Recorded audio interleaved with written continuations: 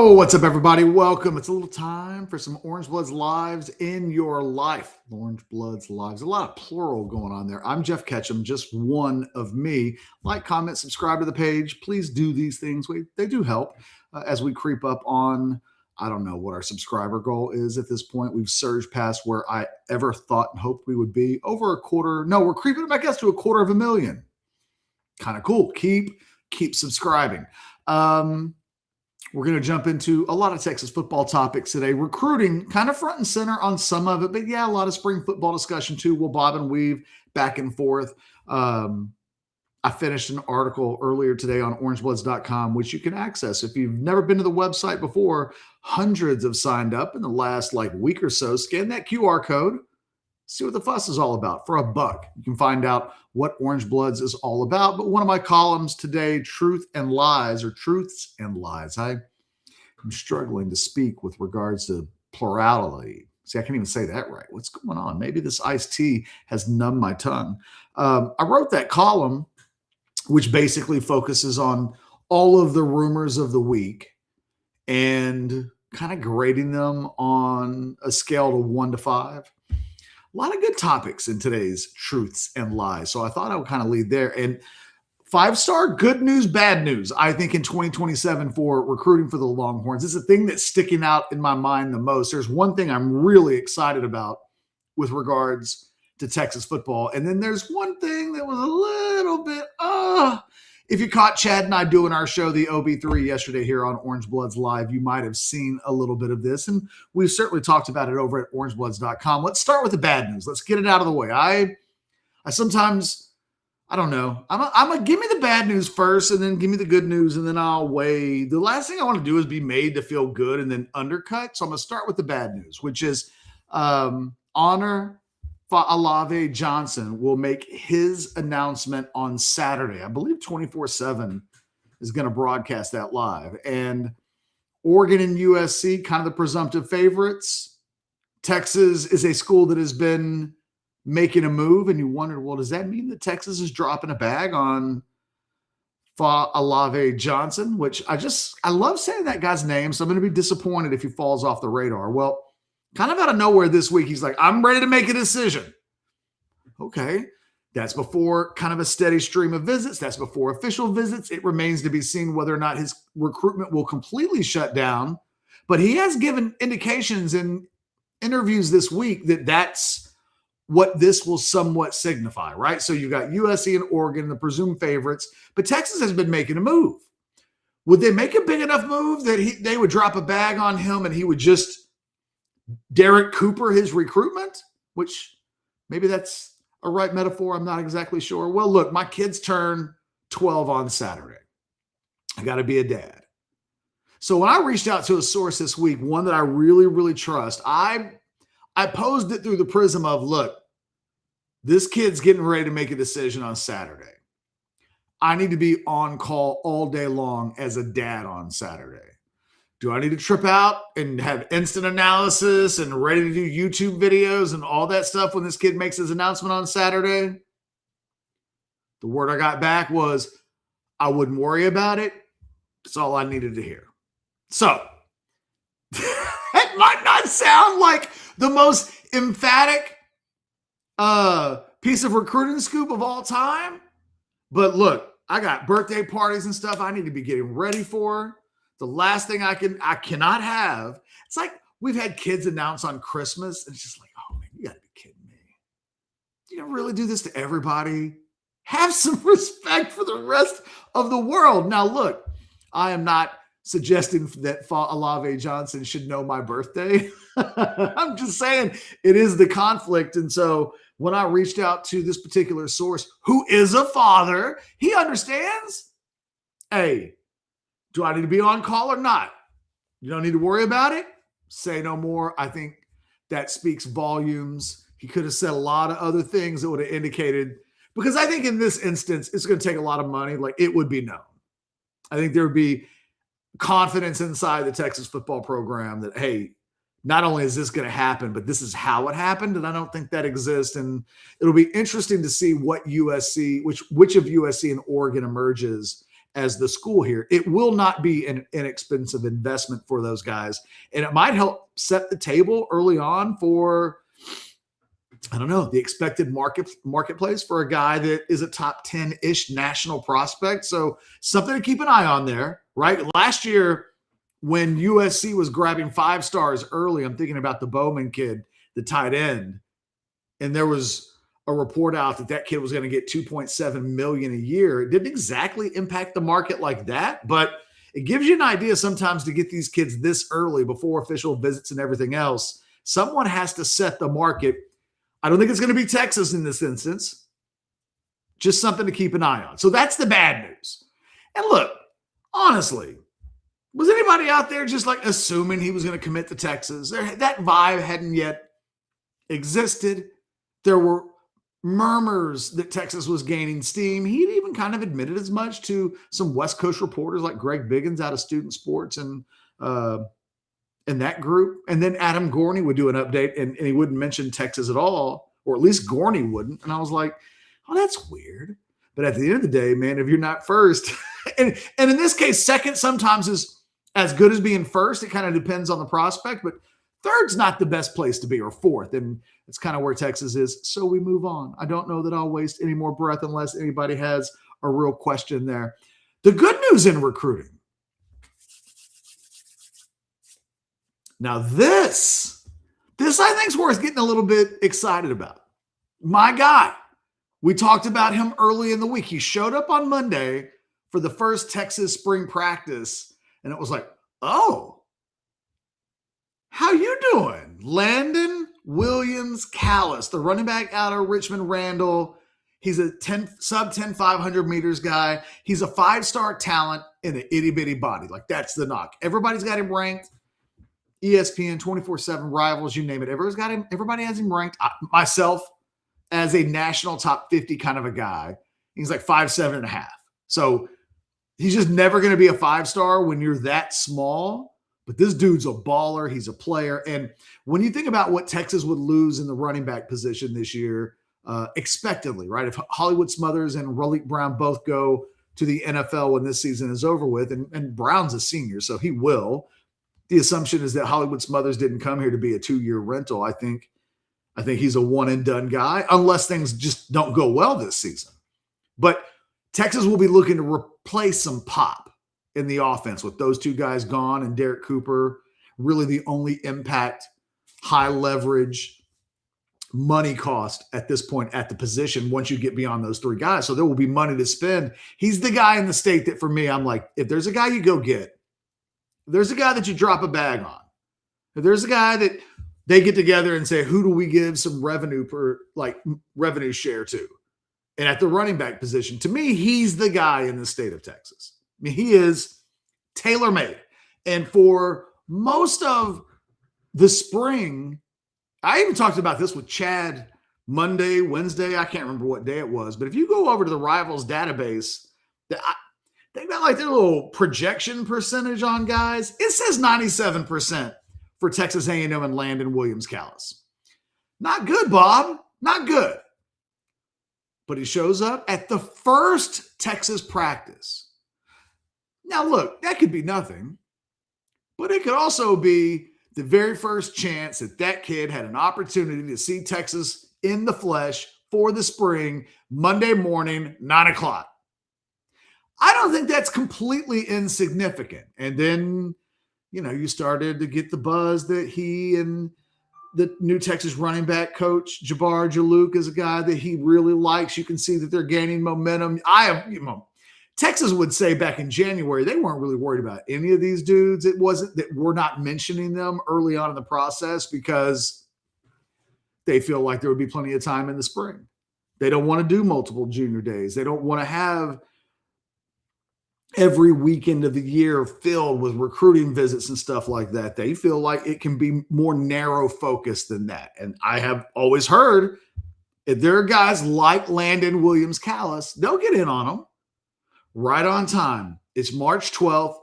This kid is now doing barnstorming of, I think, the rest of the schools that he's taken. I think he just cut his list down to a top 15. Nobody thinks it's going to be that serious, but This is his official visits list as of today. LSU, April 17th. Indiana, unbelievable, by the way, that Indiana is in this discussion. And this isn't about like whether or not, reigning national champions, all that stuff. Right? Like it's not, I'm not being disrespectful to them. I'm just saying the come up glow of the Indiana football program in this batch of schools is fascinating to me. So Indiana, March 24th or April 24th, Texas A&M, May 28th, Missouri, June 5th, and Oregon, 6/12. There it is, right? 1, 2, 3, 4, 5 official visits, except, drum roll, please, Texas, June 19th. Exactly what Texas needed to have happen with the only running back in the state right now that I would tell any of you guys to worry about. There are other good running backs in the state. And if this kid ends up not going to Texas, you're probably going to need to learn the names of those guys if you don't already. But this is the guy. And Texas is now on the books for the last official visit right now, June 19th. So I think that's we don't ever know if Texas was really going to be involved with Olave Johnson. Truly, were they ever going to crack beyond third in that race, given this positioning that Oregon and USC have had? But this one feels really winnable. Landon Williams-Callis, all that 97% stuff at Texas A&M, that recruitment just began. It began on Monday. And if you're Texas, I think you've got the exact official visit that you want if, now to be fair, this is a decent-sized if. By the time he gets to that Texas visit on June 19th, it will be the last of what will be 4 straight weekends of official visits. If sometimes in recruiting, by the time you start getting to official visit number 4 or 5, if you know where you're going to go, you just get tired of it, man. And you're like, you know what? I've been to Austin before. I don't need to go. I'm not going there. So, maybe you're better off that way. If the kid knows he's not going to go to your school, then maybe he shouldn't visit anyway. But it's the 6th and final visit at this point. Presumably, he might sneak some midweek visits in. Who knows? But Texas is now officially in it with Landon Williams-Callis. I would have described them as on the wrong side of the 50 a week ago. And now it feels like they're kind of in field goal range. And now they need to get into the red zone. And I think that is a recruitment that everybody needs to watch, just because I'm telling you, man, that's the dude. That dude walks in next year and is getting first team reps, first practice. That's how different that's how good he is. And from a skill set standpoint, when you look at the rest of the running back roster, there ain't nobody else like him. There's nobody else like him. This kid may run in the sub 10 threes, and before the next 4 to 6 weeks are over, you're getting into Jamal Charles territory at that point when you're talking about speed as a junior in high school at the running back position. So, and know this about Jamal Charles. I rated Jamal Charles as a 5-star in the class of 2005, but I think I was the only one. He was a consensus national top 50 kid, just like this kid. And the knock on Jamal Charles was he just wasn't very big. Although, I don't even know why I admit this 20 years later. Nobody else remembers this. But I didn't rate Jamal Charles as a 5-star initially. True story. See, this is why I give you guys the goods. Because I'm about to admit something incredibly embarrassing. And nobody else remembers this. I don't have to say this. But I'm going to keep it real. So when Jamal Charles was a prospect, oh God. And this just proved, man, I can be so wrong about big stuff, little stuff. I'm just a man. I'm just a man sitting in his office, talking to a group of boys and girls, hoping to be liked. So Jamal Charles comes out. The thing about Jamal Charles was in his junior film, if you watched it, he was just a man among boys. He had so many 70, 80-yard touchdown runs, and he never got out of second gear. So you would see these track times, and then I would watch his high school football highlights, and he just ran as fast as he needed to run on the football field. So before the track times of his junior year came out, and I was just watching his junior football video, I may or may not have, and by may or may not have, I may have questioned Jamal Charles's top end speed.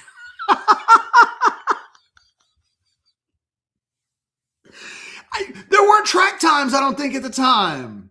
Wasn't like you could just go to like the track sites and get the times for the last weekend. All I knew is I was watching Jamal Charles, and he was so much better than everybody else that it just looked like he was cruising on guys. And I was like, I don't know what to do with this. I don't know how fast he is. Then it became apparent he was really, really, really fast. And look, Landon Williams-Callis, at the same time as a junior in high school, his track times matched Jamal Charles almost exactly. Now, the question will be, will Landon Williams-Callis at the end of this track season, because he probably won't have a senior season, which is when Jamal starts turning in like 10 ones and 10 twos. He probably won't get there because he'll be enrolled at whichever school he goes to next January. So these cats, Xavier Worthy, the same thing, right? They don't get senior track seasons anymore. Do you know how many dope 10 ones, sub 10 ones we might have seen? Like, we know what Xavier Worthy did at the combine, but we will never know what Xavier Worthy would have done in the 100 meters because he was like a 10.5 guy as a junior. And I don't think people realize like the jumps that get made in track sometimes. That's why when I saw Landon Williams-Callis last year running pretty consistently in the 10.5s and 10.6s, I'm like, oh, as a sophomore? And then you watch his high school film and he's just incredible. And the usual trajectory of track times from sophomore to senior year can be pretty dramatic.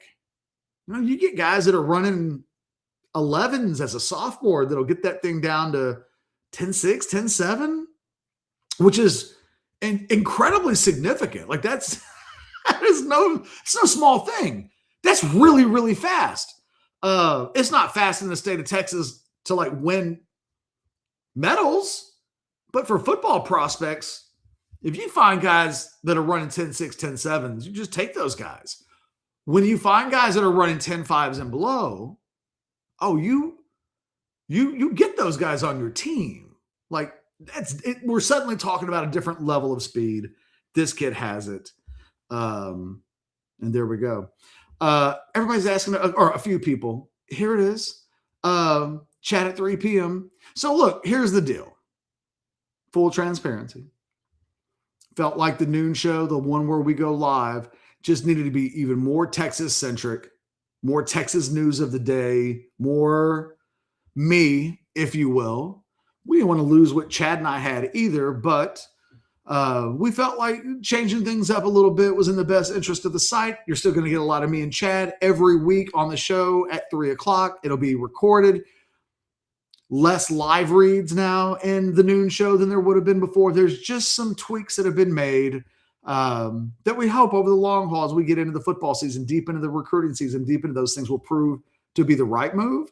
But like you guys asked, that's what's up. That's exactly why the decision was made. We felt like, just quite frankly, that the Orange Bloods noon live show needed to be 100% Orange Bloods.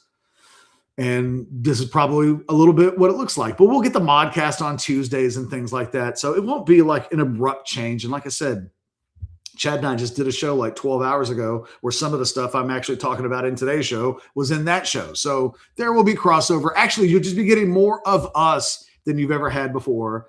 And there we go. While we're doing all of that, I'll just real quick say, Shout out to my sponsor, the title sponsor, Texas Card House. The number one sponsor of Orange Bloods Live. 6 locations inside the state of Texas. God bless them. Because the kids have the hold on, I need to get, where's that at? Where did I see the chat thing? Hold on. See, this Chad usually does the things himself, and so now I had to learn how to play with the buttons. There's 6 locations inside the state of Texas. I want to go play Saturday or Friday night in the Friday night tournament at the Spring location. Nothing I think is better than the Texas Card House location, social down in Austin near the Lakeline Mall area. Go check any of those things out. And if you just want to play cards online, real money against real people, go play Hijack Poker. Download that app right now. Scan the QR code, download the app, sign up, get a $20 bonus. It spends like real money, and you play cash games. Cash games, tournament games, anything that you want, you can find right there at Hijack Poker. It's like the old days, 20 years ago, when you could just sign up and play cards for money online. A lot of us did that, and then it just kind of went away because, you know, the government and all. But now you can do it again right there on Hijack. Make it happen. Tell them Orange Bloods Live sent you. Sign up and be like Orange Bloods Live viewer as your username, and then we can celebrate that. So that was kind of the recruiting stuff out of the way. I don't see any more Vivek. Just so you know, I did a nationally syndicated radio show by myself for 5 years. So I'm good. I got to get back into the flow, but I promise you, I can handle solo. For the 5 seconds it takes me to like, oh, I got to remember, I got to click on something. I'll get the hang of it. But I'm a grown up. I promise you. If there's anybody that can handle doing a solo show on YouTube for less than an hour, it's somebody who once did a solo radio show nationally for 3 hours a day, Monday through Friday. I'm cool. I promise. Transitioning to the football side of things, one more thing that was in the Truth or Lies article today that this falls into the category not of bad or good news. It's just something to keep an eye on news, if you will. Jason Sukamel and I got a direct message on Orange Bloods from a good source of ours, and kind of an unusual source.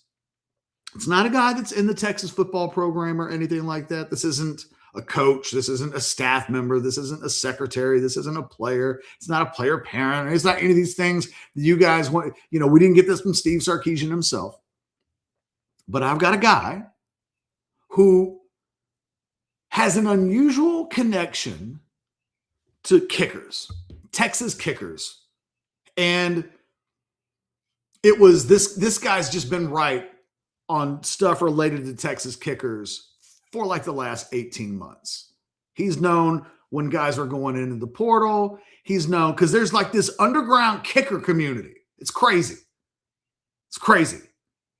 There's an underground kicker community, and all these kickers know each other, and they all have the same kicking coaches, and they all talk to each other. It's all very incestuous. I'm amazed what sometimes this guy will pop up with regards to kicking information. And sometimes he'll have a random piece of football scoop, including it was at this time last year when this particular person whispered to me, hey, they're going to go get a JUCO quarterback in the spring. That's what's going around right now. And I remember seeing that at the time, and I was like, they're going to go get a JUCO quarterback, which we now later turned out to be Matthew Caldwell. First person that I saw ever said that was this particular source, and I didn't even believe it. I mean, I don't want to say that I disbelieved him, but it was so random. It was like, hey, source, stay in your kicker lane. You're always good on kickers. What you talking about, Willis? They're going to go get a portal kicker. And then as soon as the spring ended, they picked up Matthew Caldwell. And luckily, I had mentioned that on Orange Bloods that like, hey, randomly, I did have somebody say we should keep an eye on Texas potentially. Everybody kind of at that point knew that there was some Trey Owens distrust. We found out how much distrust there were. Well, so look, I tell all of you this to say the source has been good. I'm about to tell you something negative, And I want you to know that it comes from a place I can't say is perfect, but I can say with regards to like kicking game stuff and occasionally some other things, been pretty spot on. This particular person sent Jason and I a DM over the weekend before spring football started, to be completely fair, right? So there have been 2 practices so far and things could be completely better. But he said the grapevine in the kicking sewing circle, if you will, was that true freshman Jake Collette was not yet impressing, instilling confidence, convincing people that he should have been the guy that they took in recruiting. Again, we'll see. They just started practice. So maybe this is coming from a place that is just the way kicking. I don't know. I can't remember the last time I got a heads up on kickers before there was even a practice. But he was like, keep an eye on this. There's some concern that Jake Collette hasn't made like the biggest adjustment possible early signs. And then came the doozy, right? So it was like, oh, well, okay. Well, they can just take a transfer guy next year and then find another high school guy. And if Jake Collette doesn't work out, no harm, no fouls, no big deal. My dogs say hello. But then the second component of this is that he mentioned that Gianni Spedic, the kid that they brought in from the portal to handle the kicking game. And by the way, my wife and kids are home. And like, there's no respect for the fact that I'm doing a show right now and the dogs are barking. Like, my wife lives on planet Heather. And she's not like, oh, we need to get in the house to keep the dogs from barking. She's like, I need to feed the squirrels before I do anything else. I don't want to say that the squirrels in my neighborhood are more loved by my wife than I am. However, the squirrels in our neighborhood in the Woodlands have diabetes. Like we have, there's no neighborhood in America with a squirrel population with a higher percentage of diabetes than our neighborhood. Because my wife has a squirrel, has like corn on husks and like little squirrel boxes, like everywhere. Man, and they're just tree rats. That's all they are. They just come from everywhere. We're like the Mecca of squirrels in the Woodlands. Because my wife's just out there constantly. And what's funny is we have so many squirrels come through, and my wife puts out so much squirrel for the squirrels that if you look outside my office right now, right over here, and you were to look under the tree where the corn is, it looks like someone spilled their dip cup, like the spit cup, because these squirrels will just sit there and eat like the bone marrow out of the corn or whatever it is, and then they just toss it aside. And we just have this massive pile of corn that the squirrels have been going after. But I digress. So look, the Gianni Spedic thing, something to keep an eye on. It sounds like the kickers, that there's some like instilling of confidence over the course of the spring workouts that needs to take place, because both veteran and young, at least early on, there's the vibe going around in the kicking world is that them dudes need to be better. Now, I don't know what the hell would make somebody, like, I don't know how that word even, I don't know how that happens before spring workouts. Hey, hold on a sec. Hey guys, can y'all be quiet? Thank you. Apparently not. So I don't know. We'll see. I think there is a situation where it would be interesting if those guys didn't perform well during the spring, right? If we would get to a point where Texas would go back into the portal or try to find a priority walk-on or somebody that could come in. Like we're too new into this. Those two guys have a lot of time to like acclimate themselves, become adjustable, steady the discussion, steady whatever thoughts might exist. But But, if it's March 12th and that scuttlebutt is going around and it's coming from a place that I generally trust, it's not something that we should completely ignore. Just like never ignore our guys over at Specs. You guys are in the Specs chat. Make sure you get your butt on over to Specs. Shop Specs! It's how we do. A huge selection since 62. Shop Specs! Low priced, amazing. Here's to you. Cheers to savings. Specs. Cheers to savings. Ray's like, them squirrels can be good. Wait a minute. I get it now. I thought Ray was saying the squirrels be eating good. He's saying them squirrels can be good eating. Man, I can say I have never eaten a squirrel before, but I have an uncle who's about, I don't know, he's like 80, maybe even 80. I don't know. He's older. He's getting up there. Occasionally he will talk about that when he grew up in Waco back in the day, that they were so poor that squirrels was constantly on the menu. I don't know the thievery, if I can find you a promo code, but I'll be completely honest. I haven't asked. So maybe, let me see what I can do. I'll get back to you on that. Michelle in the chat. Hello, Michelle. I hope you're having a fantastic week. Says you can either kick or you can't go dumpster portal diving and figure it out. Michelle, the most disappointing thing about this, I do not know that this is what happened. This is my theory. I think it makes sense. And, we can talk about how these things happen, but, and whether or not the best process is in place right now. But I think Texas at the beginning of the portal had an idea that Spedic was going to be in the portal. I think they knew that they had so many needs.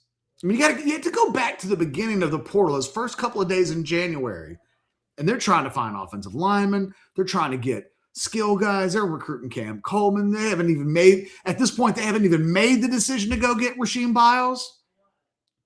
And I think they felt like, hey, yo, we got to get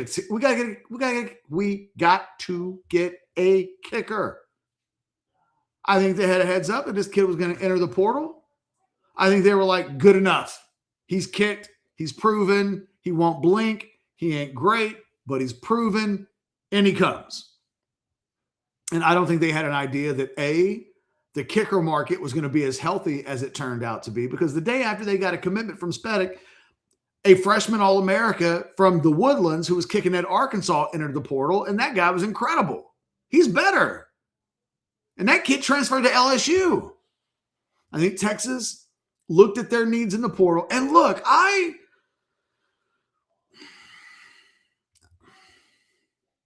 who's to say that this was the wrong decision? Given all of the things that they were working on, my theory on this is that they just said a bird in hand is worth two in the bush. We got a bunch of birds in the bush. Let's get one in the hand. And they took that kid. And I don't think they knew that kickers from all over the country who were better than him were then going to enter the portal in the coming days.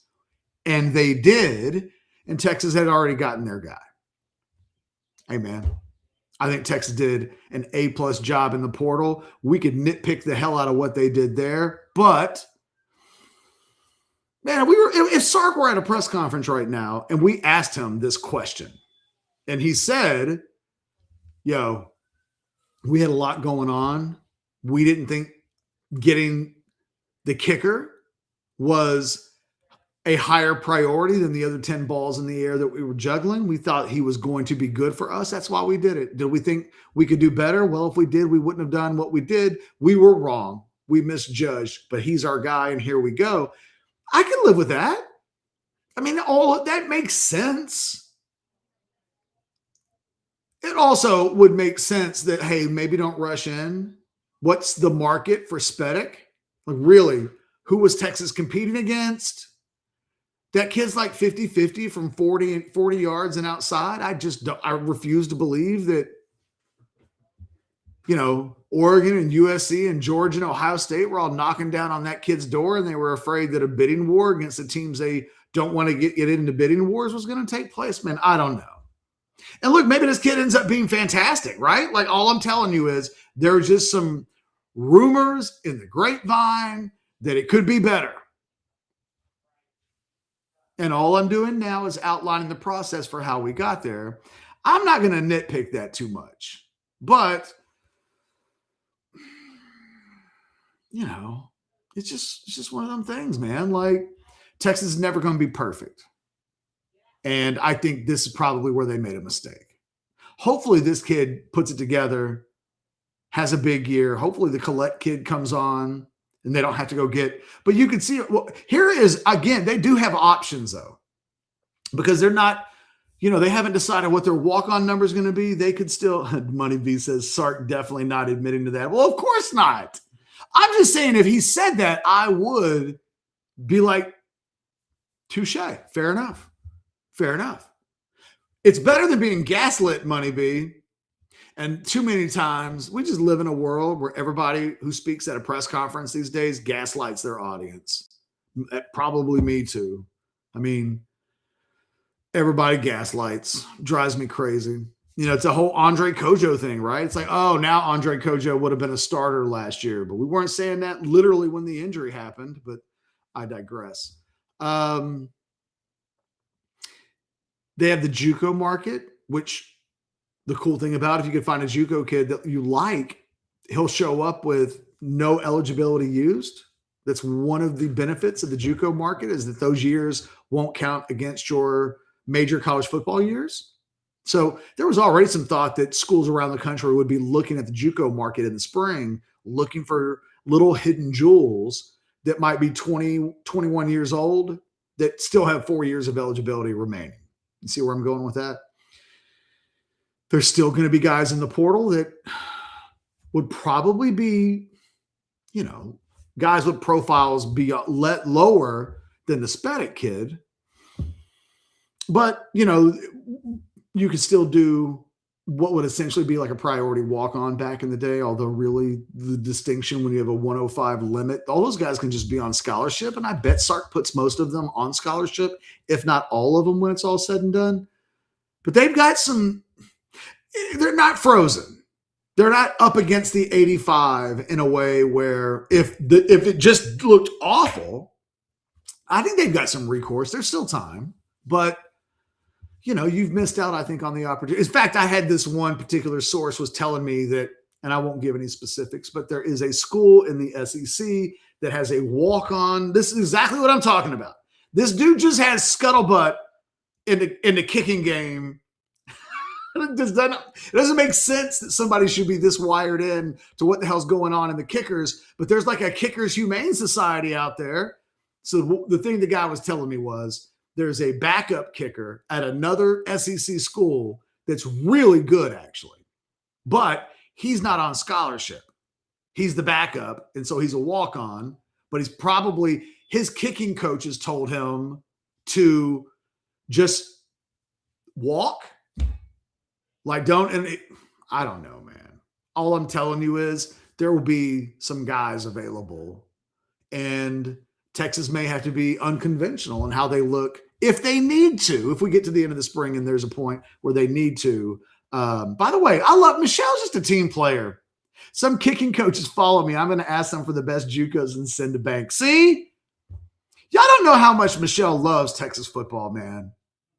That girl is, by the way, I don't even know what Sandman's talking about there, but Hillbilly Queso. Oh. They're just talking tacos in the chat because, hey, man, that makes total sense. Michelle's right. The kicking game is a very niche community, very close to. Hey, I'm learning that. Let me tell you, the running backs don't have this. There's no quarterback. There's probably like a little bit of an underground quarterback community, but this feels like almost a union. These dudes all go like the same. You either go to the Chris Saylor Kicking Academy, or you have like a group of guys that come from Australia. There's like these little, they're like the Bloods and the Crips. There's like little kicking gangs. There's only a couple of them. And it's not like the movie The Warriors, where there's like 85 gangs of kickers. There's like 3 big national gangs. If they were on motorcycles, they'd be hell to deal with. And I'm learning.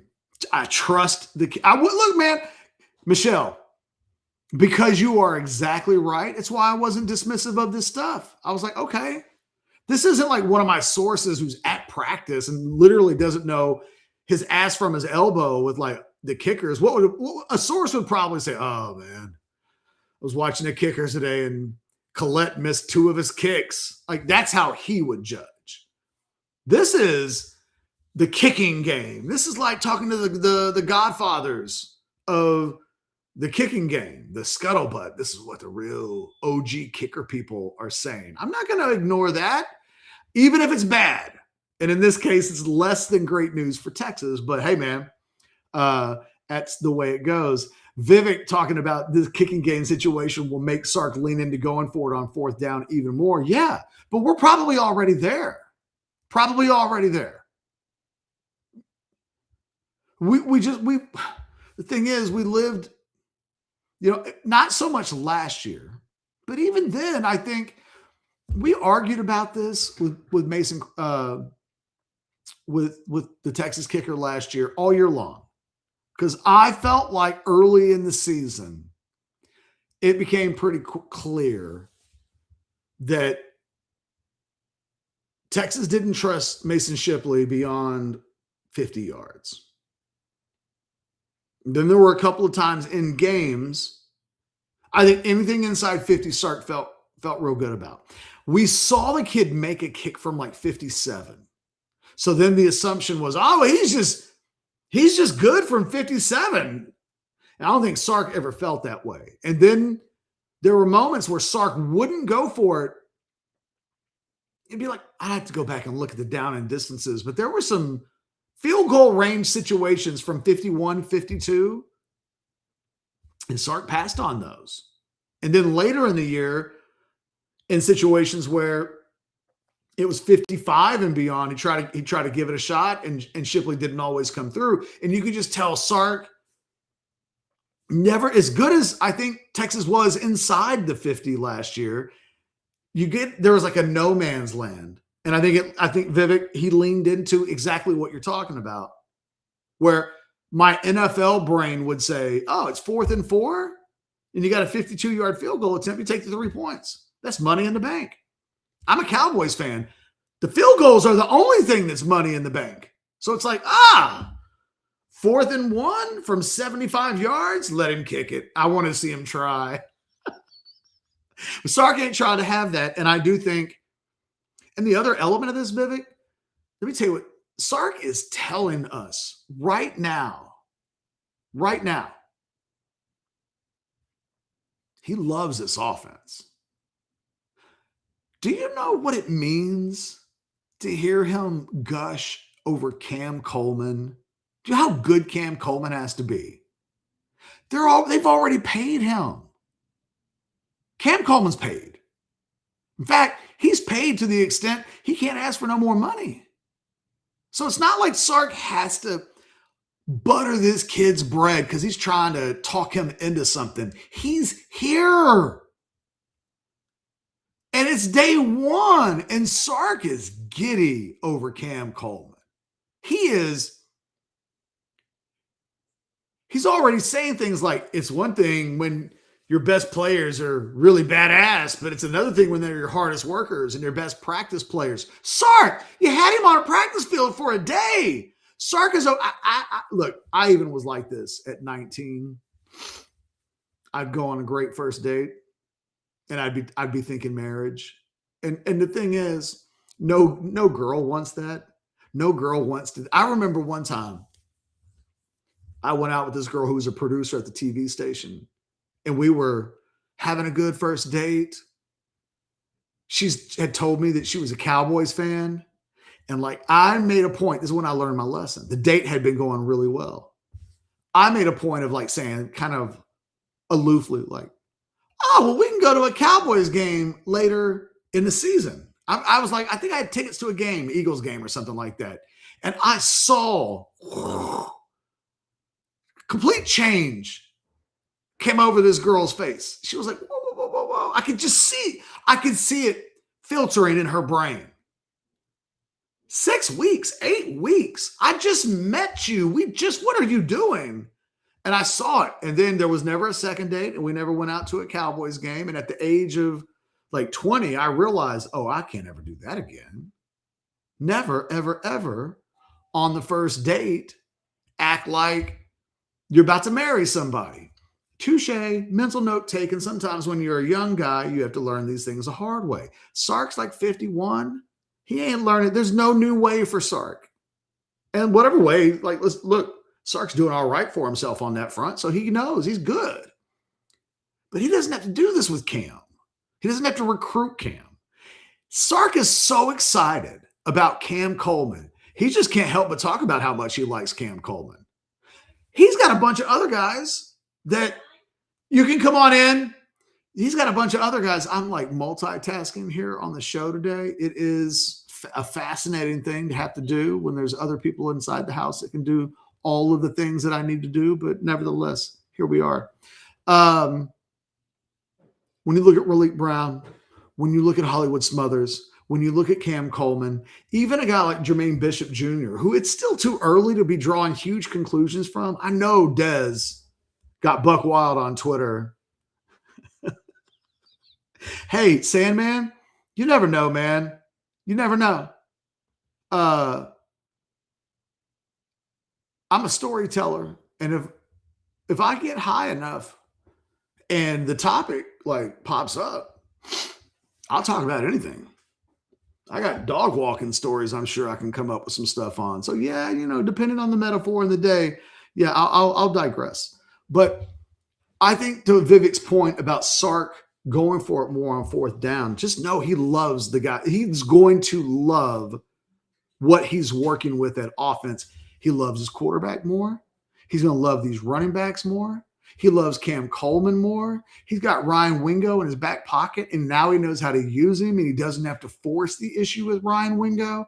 He has optionality and versatility in this offense that he hasn't had, I think, certainly last year, but I think even going back to, you go into the 2024 team that loses in the national semifinals, that offense was never the same when Isaiah Bond got hurt. It just wasn't. Now, Matthew Golden emerged in Isaiah Bond's absence as good of a wide receiver in a 6-7 game stretch as Texas has just about ever had. Like and Matthew Golden ends up being an incredibly high first round draft pick, right? So I am certainly not suggesting that they were slugs on offense with Gunnar Helm and with Jaden Blue and the guys that they had. It was an offense that had talent. But when they lost Isaiah Bond,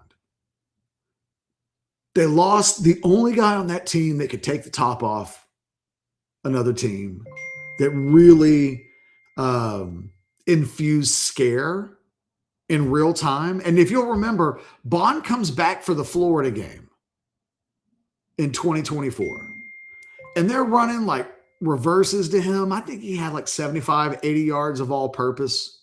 But if you go back and look at that last 6 games of that 2024 stretch, the Florida game was really one of the only ones where Texas as an offense, you were like, that's what they thought it was going to look like all year long.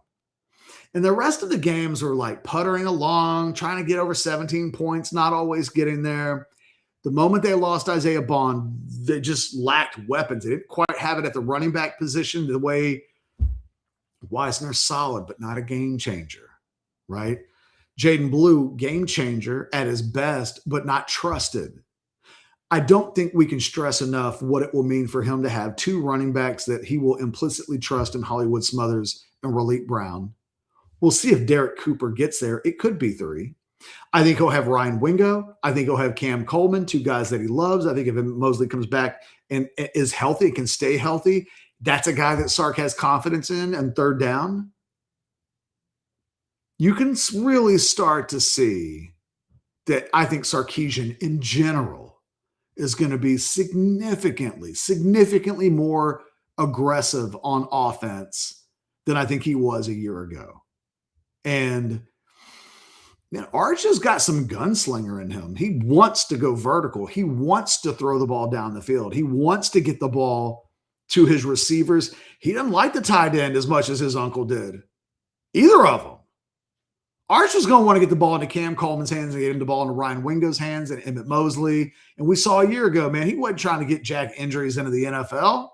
It wasn't until the A&M game that they even thought, what if we just throw it what if we just ask injuries to run a 7-yard route as opposed to all of these things that Gunnar Helm did, right? So I think I can't wait to see this Texas offense. I know you guys think I'm like sitting around angry all the time, trying to think of ways to piss you guys off and to be nervous, right? But no, man, this offense, I don't know about the offensive line, but the pieces around it, this has a chance to be the most fun Texas offense that I think we've since 2005. Because 2000, yeah, no, I'm okay with that. I don't want to like disrespect the 2008 offense, but what do we say about the 2008 offense? The thing that everybody says, imagine how good that offense would have been if Jermichael Finley or Jamal Charles had come back, because it was really a whole lot of Colt with Quan and Jordan Shipley, which was an amazing kind of 3-man combo, but the running game wasn't as good as this running game will be. And they didn't really have any tight end play in 2008 either. That, I'm not mistaken, that would have been one of the years where Blaine Irby got hurt in the spring, right? Blaine Irby, class of 07. Can't even remember. So goddamn far back. Forgive me. But I think Blaine Irby had gotten hurt and wasn't a factor in the tight end position the way in 2008 everybody was thinking it was going to be, right? That was back in the Greg Smith days. And Texas has, when they lost Jermichael Finley, they went David Thomas, Jermichael Finley, a little bit of golf for a while. I think this offense is going to be really, really good. P. Miller says, I think Jermaine Bishop will play a fair amount next year, but won't be a main factor until the 2027 season, I bet. P. Miller, I think, the thing that I love about Jermaine Bishop, because somebody on Orange Bloods yesterday was like, Jermaine Bishop looks blazing fast. And then I watched some video and I was like, I don't know. I'm not watching Xavier Worthy from a speed standpoint, but what Jermaine Bishop, because I don't think he's like breaking 10.5 over 100 meters in track. If you put him out against some really, really fast dudes, I don't think he's that fast. But I think if you put him in a 20-yard short shuttle, I think he would blow most people's doors off. That is his athletic superpower, is his quickness. And as a route runner, his ability to kind of get in and out of his breaks is at the high school level, looked a little bit freaky. And then you just got to remember that who he's playing against aren't freaks. But it is the part that was the most exciting. I would just say this. I'm really curious to see how Jermaine Bishop looks compared to college players when it comes to his route running. Des Bryant made a comment yesterday on Twitter about the kids' route running. Des would know better than me about what to look for in terms of route running, because he was an all-pro at one point. But it's the thing that jumped off the map when you would watch Bishop. He's not a guy that I think runs away from people, but he is a guy that separates from people because his ability to change directions and just cut and dart is elite. I still have some doubts about Dalen McCutcheon. Not that he's not talented, but you'll forgive me that the last time I saw him in a game, I was not impressed. I don't know that Dalen McCutcheon can do anything for me in the spring that he wouldn't have done last spring. I need to see him in games start to be a guy that warrants placing on the field. Bishop's exciting. And if Emmett Mosley is going to have injury issues and they have to find a weapon to work the slot, if Bishop's superpower transitions, put the pads on, come back from spring break, is the superpower in high school his superpower in college, then watch out. Watch out. And I tend to agree with you that he won't be a main factor until the 2027 season, but I think he could be a big factor. A number of things have to occur. And Emmett Mosley's lack of health has to be one of them, but that already has bumped Bishop up a spot in the pecking order with regards to the receivers on campus. Just like Dalen McCutcheon right now is working with the ones, where Emmett Mosley would be in there right now if he wasn't. Just like Khalid Lockett is working with the ones right now, and the guy that's behind Khalid Lockett moves up to the twos while we wait for Ryan Wingo to come back from surgery. All these guys are getting a chance that wouldn't normally exist under circumstances where there's a decent amount of health at the wide receiver position. But 2 of the 3 starters aren't in right now. Everybody moves up. I'm not dismissing the ability of Jermaine Bishop to come in and make a first-year impact. I don't think the bar, if Mosley's not healthy, is so high with McCutcheon that Bishop can't clear it. So keep an eye on that one. He's going to get an opportunity early in camp while these other receivers are on the mend. He's got a chance to, I think, make a big impression. P. Miller says, wide receiver core on par with 2023 Worthy, Mitchell, or better. I have been thinking about this, right? Xavier, so I mean, you just rather have Cam Coleman than Xavier Worthy. And you guys know, what do I always say about Xavier Worthy? He is, I've never covered, this still happens in the NFL. I never have seen a player get more wide open more consistently than Xavier Worthy. I've never seen a player at this level constantly running 5-6 yards free from the nearest defender. But there's no way to get around the fact every quarterback that Xavier Worthy has ever played with, from Quinn Ewers to Casey Thompson to Hudson Card, all the way to Patrick Mahomes, they all he's too fast. He's too fast. Cam Coleman's not too fast. Cam Coleman makes the job easier and it's not Xavier Worthy's fault that he's too fast, but his speed is so damn speedy. The quarterbacks don't know how to get him the ball in stride. Is this? And look, I always bring this up because I use this quite a bit when talking about Quinn when he was developing. Troy Aikman with the Cowboys had the same problem. When they drafted Ace Wright out of Auburn back in 1990, he ran like a 4.1 840. And Troy just couldn't hit that dude in stride. Now, Troy could hit Michael Irvin in stride. Troy could hit Alvin Harper in stride. Troy could hit Kevin Williams. Troy could hit a lot of dudes in stride. But he couldn't hit Alexander Wright in stride. Well, at the end of the day, who's the problem? Problem ends up being the wide receiver. So as much as I love Xavier Worthy, his superpower comes with its own built-in form of kryptonite. If we're comparing 1A versus 1A, because I think Xavier Worthy is 1A in this scenario when we talk about the 2023 group, I would rather have Cam Coleman. I would rather have a great quarterback throwing the ball to Cam Coleman. Oh my God. And you watch, there's going to be a reason why Cam Coleman gets drafted super high. I think Cam Coleman could be a top 10 pick when it's all said and done. And like Xavier Worthy was never going to be that. Every team in the NFL will want Cam Coleman. And what he'll do for Arch Manning this year is he'll do something that, quite frankly, no Texas quarterback has really been able to say that. Well, Matthew Golden certainly fits into this category, but like, get the ball near him. Just get it near him. His catch radius is better than anybody that Texas has had, maybe ever. Is his catch radius better than Roy Williams? We can talk about it. We can talk about it. Roy could make extension catches going forward, the diving variety, better than I think Cam Coleman.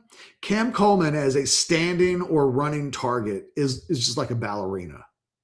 And all you have to do is get it in his area. It's freaky. So I think Sark's going to P. Miller, give me the 2026 group. I don't say that lightly. I don't.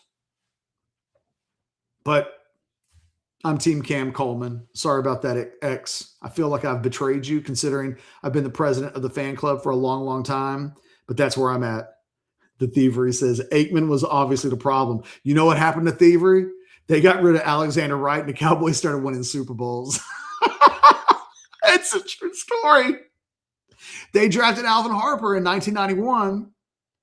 Troy was like, and the thing is, they used to say about Troy was that he couldn't throw the deep ball. No, what they meant to say was he couldn't throw it to Alexander Wright because they invested the number one pick in the 1990 second round to get Alexander Wright, and then he was just too fast. They brought in some dudes that could run some 4.5s and 4.6s, and suddenly Troy's a Hall of Famer, and the Cowboys are a dynasty, and Alexander Wright can get bent. Jay, what up, Jay? Good to see you. I hope your Orange Bloods account is taken care of. Your draft order opinion, Arch, Simmons, Coleman, yes. I might put Coleman above Simmons. But yes, I mean, I think all three of these guys are top 10 picks. I think Cam Coleman's size in the NFL projects better than Colin Simmons, who I think is going to be a freak, but he is smallish compared to, I think, the ideal size in the NFL. But like, he's so freaky. Like, I think Colin Simmons is going to be a great pro. But when we were looking at Colin Simmons, it's funny. There's Caden McCarty is an A&M commitment right now, kind of the same build and everything. And he's built like Colin Simmons. And so it's like, well, but we all know the numbers, the guys that are under 6'4", under 225 as prospects. There's only like 5 of them in the last 25 years from the state of Texas that have gone on to become legitimate players, and they're all freaks. It's Von Miller, it's Colin Simmons, it's Brian Arakpo, it's K'Lavon Chason. Like, there's this real small circle of guys that physically were tweeners, but athletically are in the top 1% of 1%, and they get to be smallish. So it wouldn't surprise me, though, if Coleman goes above Simmons. If we end up seeing Colin Simmons go top 15 instead of top 10, it could just be size oriented. But yeah, man, I take Colin Simmons right now at 12 if I'm the Cowboys. Just if anybody's wondering. All right, guys, look, Vivek makes a good point, and I don't want to be dismissive of this, Vivek. He says, I think A.D. Mitchell is better than Ryan Wingo, more of a big game player. That's fair. But the one thing Ryan Wingo gives you more, look, the thing is, from a style standpoint, Cam Coleman's an elevated version of Adonai Mitchell. He's Adonai Mitchell, but way better. So it's really Wingo against Xavier Worthy in this conversation. What I would say about Wingo, he doesn't scare teams the way Xavier Worthy would. Because no matter whether the quarterback can get the ball or not, if you're a defense, you do have to concern yourself with a guy that's 5 yards behind the secondary at all times. In the event that the quarterback punts the ball to him at some point, he can get it. It's a touchdown. But Wingo's a better throw short, catch, and run guy. That is his superpower. It took Sark forever to figure it out. Make catching the football secondary to what you're asking of Ryan Wingo, right? Make it easy. Let him catch it, not as a moving target, sometimes just flat-footed, boom, stick it in his hands, get some blockers out in front of him, let him go. He's better at that than Xavier Worthy. Not that Xavier Worthy couldn't be explosive, but the thing you worry about and we see this in the NFL with Xavier Worthy because the Chiefs try to do this. Big dudes mess Xavier Worthy up. So Xavier Worthy's better being down the field so he's not getting hit by monsters, but sometimes monsters will find you. If you throw it to you short in the NFL, the monsters will find you. I still can't forget the fact that Xavier last year got knocked out for a month because on the first play of the NFL season, he ran into Travis Kelce. That's what happens, man. Xavier is a unicorn talent. But I would argue that if you were talking about matching pieces together, Ryan Wingo's skill set as an alternative to Cam Coleman Coleman's going to do so much downfield. The idea that Wingo can take advantage of teams. Now, look, if that was Xavier Worthy, you don't have to twist my arm to say you'd rather have Xavier Worthy with that ball. But that specific route, I think Wingo does do better than Worthy. And I think over the course of the season, you can throw that kind of ball to Wingo 2 or 3 times a game, and he's going to excel at that. I'm worried about Xavier Worthy getting broken in half at some point. If those are the routes that you're specializing him in, you're asking him a lot of times to cut back, to run across the middle. You think about what Wingo does, man. He hits that seam, and he's outside or he's inside, but he has teams completely threatened and on their heels. With Xavier Worthy, you would almost always want him to break it outside, because if he goes inside, that's where bodies get broken. You start running inside. But Wingo can do that, and you don't fear for his health. He's a big old kid. He's a big kid. He delivers as many blows as he receives. And I don't think you worry about that with it. So I feel you. Look, Vivek, he is way more proven in big games. He just is. But I'm talking about the upcoming version of Ryan Wingo that I think we get. And by the way, Ryan Wingo was second team All SEC this past year. You know who didn't make second team All SEC? Bueller. Anyone? Cam Coleman. Whatever we want to think about Ryan Wingo in the year that he had a year ago, where he was a disappointment for the first half of the season as a true number one target, he finished the season generally regarded as one of the top 5 or 6 players in the SEC, as cemented by his All SEC status. And Cam Coleman did not receive that kind of SEC status because he wasn't playing with Arch Manning. But I think Ryan Wingo's better. He is a 1B. And the presence of Cam Coleman is going to allow the version of Ryan Wingo that worked the best at the end of the season to be the best version of Ryan Wingo. And so if you can find any Ryan Wingo stock on the cheap, get it. Get your Ryan Wingo stock if you can get it. If you can find some at a good price, because I think both receivers are going to have monster years. But I think we've underrated what Ryan Wingo did in the second half of the season once Sark realized, I have to stop asking him to be Matthew Golden. I need to let him be Ryan Wingo. And once Sark figured that out, cream cheese, baby, cream cheese. And now you add Cam Coleman to just the offensive puzzle, and suddenly that phone booth that, by the way, kids' phone booths used to be things that people would make phone calls in. Back in the middle of like a city, they'd put a phone booth, and you'd go in there and you'd put a quarter in it and you'd make a phone call. I realized I just used a metaphor. They're like, it's a phone booth. It's a phone booth. But when I make that metaphor of the Texas passing game sometimes playing in a phone booth, it's just too close. The field's not big enough. Cam Coleman expands the field. And then you're able to throw the ball to Ryan Wingo, and there's less traffic for him to have to navigate into before he gets to the second and the third levels. And then it's Katie bar the door at that point. So again, I think that how these pieces fit together really matter. And I think that the Wingo Cam Coleman piece with these running backs and their versatility and Arch being the best version of Arch that we've seen. No, I'm as high on the upside of this Texas offense as anybody that will do a YouTube show in the coming weeks, months on Texas football. Like, it's upside I'm down with. I get it. Now it's a matter of, can these guys stay on the field?